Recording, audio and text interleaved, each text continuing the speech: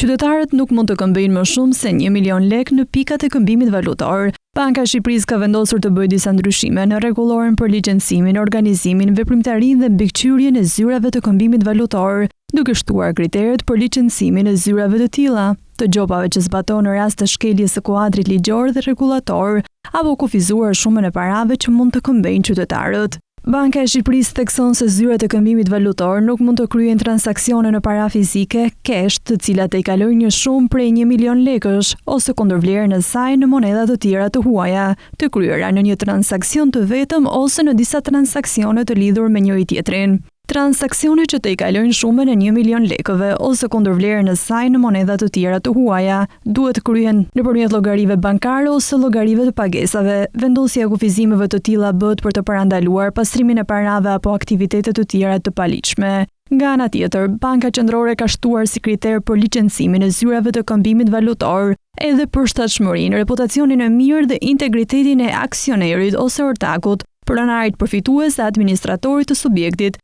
gjatë momentit të licencimit. Pra duhet të respektojë kuadrin ligjor e rregullativ në fuqi, përfshirë ato që lidhen me parandalimin e pastrimit të parave dhe financimin e terrorizmit. Nuk duhet të ketë rekorde kriminale, duhet të ketë qëndrueshmëri financiare. Nuk duhet të jetë subjekt i hetimeve ose sanksioneve për mos respektimin e kuadrit ligjor e rregullativ të zbatueshëm dhe të tjera.